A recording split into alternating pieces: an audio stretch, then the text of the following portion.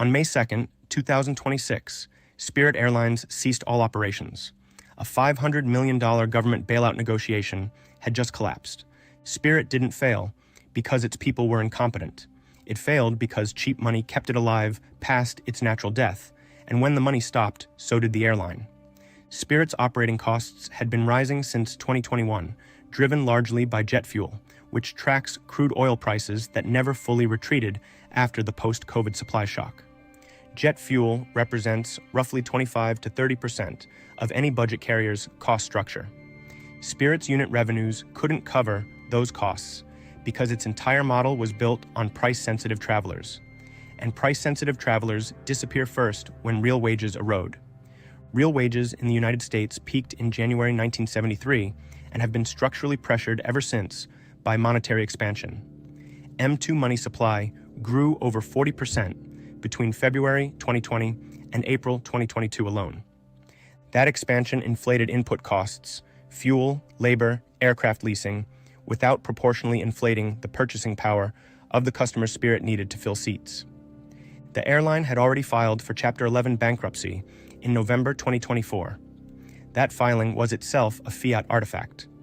Low interest rate environments, through 2020 and 2021, had allowed Spirit to carry debt loads that only made sense if rates never normalized. When the Federal Reserve raised the federal funds rate to 5.25 to 5.5% by July 2023, the debt structure that Spirit's entire capital model depended on became unserviceable.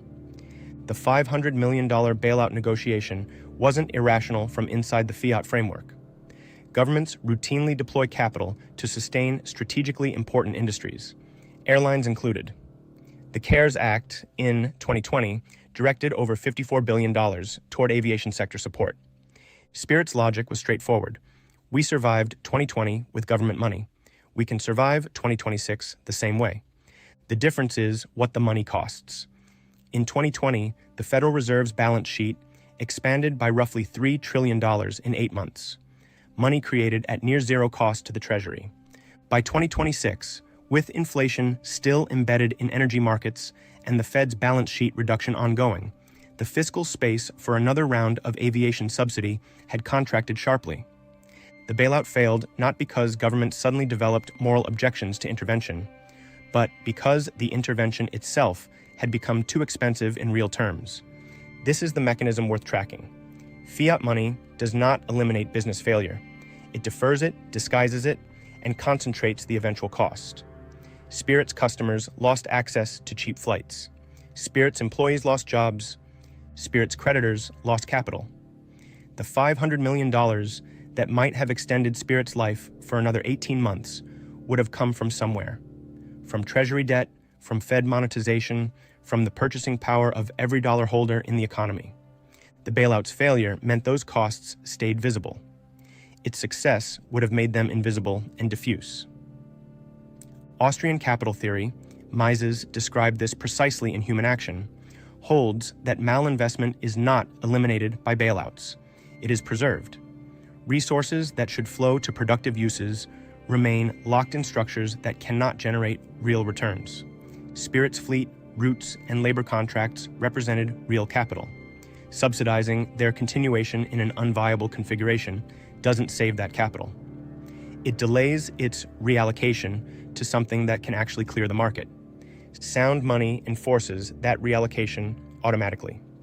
A monetary system that cannot be expanded by political decision, one whose supply is fixed at 21 million units by protocol, not by congressional vote, cannot sustain the bailout cycle. Not because it's cruel, but because it's honest. Prices under hard money carry real information. A business that cannot cover its costs under honest pricing is communicating something true. It should not exist in its current form. Bitcoin doesn't save Spirit Airlines. That's the point. What Bitcoin offers isn't a mechanism for preserving broken businesses. It's a monetary foundation that never allowed them to masquerade as viable in the first place. The distortions that kept Spirit airborne past its economic expiration date, suppressed rates, monetary expansion, implicit bailout expectations, are features of Fiat, not failures of individual management. change the money, and the entire incentive structure that produces zombie airlines, zombie banks, and zombie corporations changes with it. The graveyard gets smaller because fewer things are buried alive. If this episode made you think differently, subscribe. New episodes every week. And if you want to go deeper, there's more waiting for you. This is not a channel about price. It's a channel about